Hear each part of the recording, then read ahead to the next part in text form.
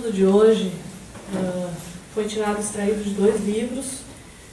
Um, o Evangelho segundo o Espiritismo, capítulo 19, A Fé que Transporta Montanhas, em associação com esse livro chamado Romance com Deus, de Paramahansa Yogananda. Nós vamos estudar juntos o capítulo que fala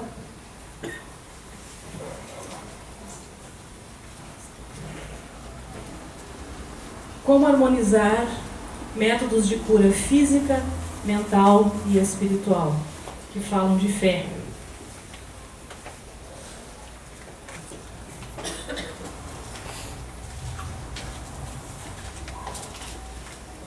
Bom, Yogananda, vamos começar com Yogananda, ele diz o seguinte: a fé vale mais do que o tempo. A cura instantânea das doenças físicas, mentais e espirituais pode ocorrer a qualquer momento, porque as trevas acumuladas com o tempo são banidas quando acendemos uma luz, e não quando tentamos expulsá-las. Né? A escuridão sai a partir do momento que a gente abre a luz. Né? Ninguém pode prever quando será curado, portanto, nunca espere uma cura instantânea, ou seja, imediata, e nem num futuro distante. Porque é a fé e não o tempo que determinará o momento da cura. Os resultados dependem do nosso correto despertar da energia vital, bem como do nosso estado mental e subconsciente. O desejo ou expectativa de resultados comprometem a força da atenção. Sem vontade ou sem fé, a energia vital permanece adormecida e a cura não ocorre. Lembra, está no Evangelho de Jesus, a tua fé te curou. Né? Vá e não peques mais para que não te aconteça coisa pior. Ou seja, o sentido de não peques mais é no sentido de que não volte a incorrer nos mesmos erros. Muda a tua atitude mental, a tua percepção, que você vai continuar saudável. E a gente às vezes melhora e depois a gente volta na negatividade novamente e ficamos repetindo o padrão até hoje, né? Leva tempo para recuperar uma vontade, fé ou imaginação debilitada em pacientes que sofrem de problemas crônicos, porque suas células cerebrais estão marcadas pela consciência desses problemas. A gente fica muito tempo vivenciando no erro, no processo, na dor, na dificuldade, e a gente esquece de buscar às vezes a solução. E ele classifica a cura em 3 itens diferentes. Ele diz: o primeiro é cura de doenças físicas, o segundo é cura de doenças psicológicas como medo, raiva, maus hábitos, consciência de fracasso e falta de confiança.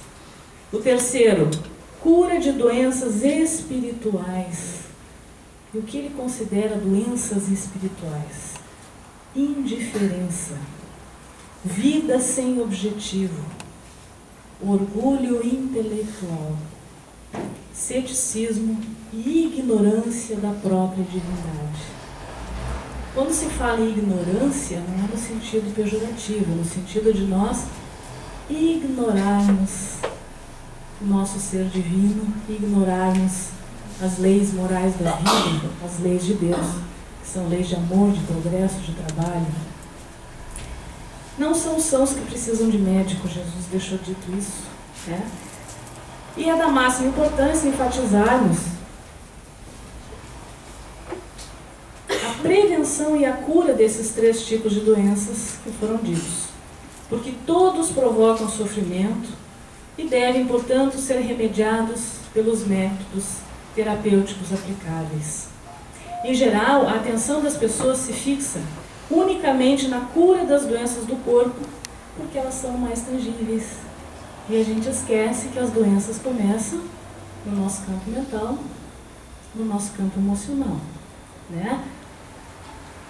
Hamed já deixou dito no livro As Dores da Alma. A alma dói. Né? As pessoas não se dão conta de que as suas tribulações mentais, como medo, desespero, preocupações, raivas, descontrole, sofrimento espiritual devido a essa ignorância do significado da vida humana, são ainda mais graves. Todas as doenças físicas nascem da desarmonia mental e espiritual. E quando nós não conhecemos as leis da higiene mental e da arte espiritual de viver, né, ela é responsável por todo o sofrimento físico e material do homem, esse nosso desconhecimento.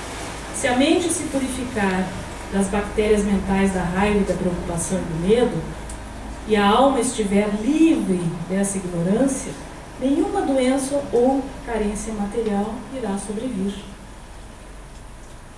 E ele dá os tópicos para nós evitarmos a doença mental. Cultive a paz e a fé na consciência cósmica. Liberte a mente de pensamentos inquietantes, substituindo-os pelo equilíbrio e pela alegria. Constate a superioridade da cura mental sobre a cura física e evite adquirir maus hábitos que tornam a nossa vida abjeta.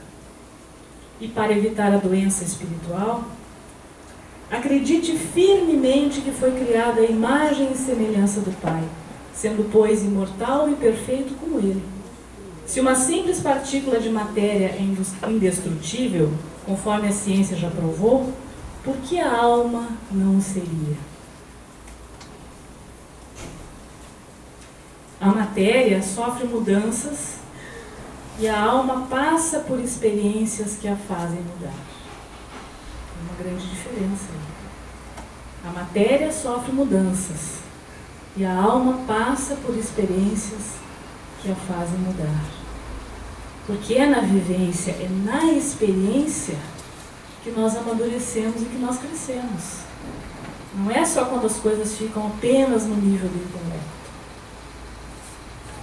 É quando nós sentimos em nós os processos que nós mudamos. Nós temos medo de mudar, porque a mudança geralmente dói. Ela desacomoda, ela desloca.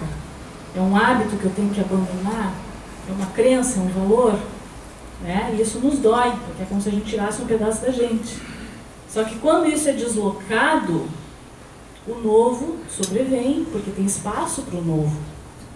E muitas vezes a gente diz assim, puxa, mas se eu soubesse que conseguiria fazer isso, eu tinha feito antes. Não teria sofrido tanto tempo, né? Mas tudo tem a sua hora, né, gente?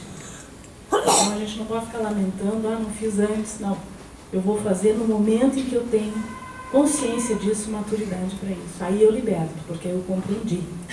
Né? Porque a verdade que liberta é aquela verdade que nos faz deixar de sofrer. É o que disse Jesus. Conhece a verdade e ela vos libertará. E essa verdade nos faz deixar de sofrer. Nos alinha na caminhada. A nossa caminhada tem que ser uma caminhada de moderação, é o caminho do meio. Nem tanto ao mar, nem tanto à terra. Nem viver só na escassez, nem viver só no excesso das coisas. E sim, na moderação. E ele diz, aplique à sua vida diária as experiências de paz e equilíbrio que adquiriu pela concentração e meditação. Mantenha a frieza em meio às circunstâncias mais adversas, não permitindo que as emoções violentas dos outros ou as tribulações o abalem, o que é difícil, porque a gente geralmente é levado de roldão pelas questões exteriores. É muito difícil a gente conseguir ter paz interna para que as coisas que acontecem no mundo lá fora, na nossa vida, não nos envolvam e não modifiquem o nosso estado. Agora, se a gente perdeu a paciência, vamos parar, respirar fundo e vamos buscá-la de volta. Como disse Jesus, orai e vigiai. Orai é quando eu quero alguma coisa. Eu vou pedir, eu vou louvar, eu vou agradecer. Nós esquecemos de agradecer, esquecemos de louvar. E vigiai é no sentido de que a partir do momento em que eu pedi algo a Deus, eu tenho que prestar atenção na resposta que vem. E na grande maioria das vezes a resposta não é a que eu quero ouvir. Ou pelo menos não é do jeito que eu queria. Mas é do jeito que tem que ser devido ao meu grau de consciência naquele momento. E quando nós começamos a colocar, como diz Yogananda, Deus na nossa vida diária, e nós sabemos que a vontade do Pai não é nossa em primeiro lugar, e nós pedimos a Ele um norte, que Ele nos guie, que Ele tome conta do nosso dia, é um exercício que a gente vai começando no início e a gente não sente muita diferença. Mas com o passar do tempo, nós vamos nos dando conta de que quando a gente não pratica esse tipo de meditação, nosso dia não flui direito, parece que faltou alguma coisa. Porque quando a gente acredita, a gente tem fé, a gente roda a balança e não cai. A gente não fica livre das dificuldades nem das atribulações da vida, mas a gente está mais seguro, a gente fica mais sereno, a gente consegue, a gente sabe, a gente tem força. Porque através da nossa experiência, da nossa vivência com a energia divina. E isso é de cada um, é individual. Ninguém vive pelo outro, ninguém sente pelo outro. Nós podemos nos compadecer com o que o outro está passando, temos compaixão pelo outro. Mas a gente não vai viver o que está dentro do coração de ninguém. Assim como ninguém vai carregar o que está no nosso coração, o que está no nosso caminho. Né? Já na parte do capítulo 19 do Evangelho, tem um pedaço que diz assim: o poder da fé se demonstra de modo direto e especial na ação magnética.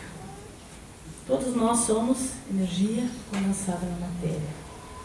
Possuímos magnetismo. Né? Minha mão se levanta e abana para vocês, estou emitindo magnetismo. Os alimentos têm magnetismo. São os fluidos que vêm do cosmos, da energia vital. Por seu intermédio, o homem atua sobre o fluido agente universal, modifica-lhe as qualidades e lhe dá impulsão, por assim dizer, irresistível.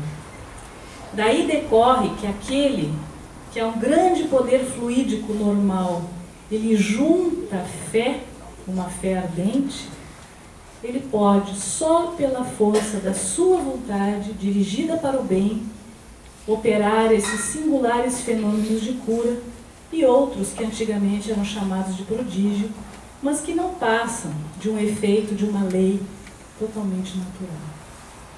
Quando a gente impregna a nossa energia, a nossa intenção, e a gente acredita naquilo que a gente está fazendo, nós estamos com meio caminho andado para a nossa cura. Na terça-feira à noite, depois que as pessoas recebem o seu passe aqui na casa, é pedido para elas que toda terça-feira coloquem um copo com água no seu quarto, próximo à sua cama, com um guardanapo em cima, e que elas façam uma oração do próprio coração, magnetizem aquela água, pedindo ao plano espiritual que coloque ali a energia necessária que elas precisam, o medicamento, a vitamina, os sais minerais, o que for, que ela esteja necessitando naquele momento. Que ela faça a sua prece e vá dormir, porque o atendimento muitas vezes continua, que na manhã seguinte ela tome jejum.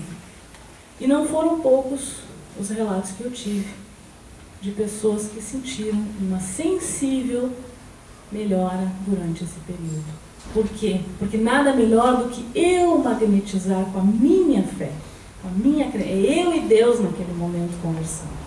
É eu e Deus impregnando aquilo que eu preciso. E como disse Jesus, quem pede recebe, quem bate a porta se abre, quem procura encontra. Nesse capítulo de fé, Jesus também fala que a gente não sabe orar. A gente ora muitas vezes pedindo só coisas materiais. E a gente esquece que a gente tem que orar pedindo a Ele sabedoria.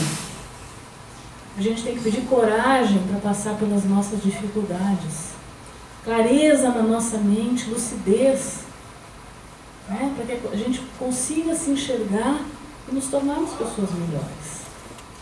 E quando a gente pede dessa forma, que ela é sincera, ela é do fundo do coração, ela não é simplesmente decorada, se manifesta. Tua fé te curou, poder da tua vontade. É isso que nos leva e que nos impulsiona para frente. Para a gente encerrar, Ele diz assim: o magnetismo é uma das maiores provas do poder da fé posta em ação. É pela fé que se cura e produz esses fenômenos singulares que foram qualificados antigamente de milagres. Em resumo, a fé é humana e divina. Se todos os encarnados se achassem bem persuadidos da força que em si trazem e se quisessem pôr a vontade a serviço dessa força, seriam capazes de realizar o que até hoje eles chamaram de prodígios e que, no entanto, não passa de um desenvolvimento das faculdades humanas. Isso foi dito por um espírito protetor no Evangelho em Paris, em 1863. Lembrando, gente, mais uma das passagens do Evangelho, vocês já devem ter lido, e a gente já falou aqui outras vezes, sobre quando Jesus pregava que tinha uma mulher, a cura da hemorraíça, que sofria de uma hemorragia há mais de 12 anos. E ela não podia entrar nos templos e era meio perseguida pelo seu processo de estar sempre com hemorragia, sempre sangrando.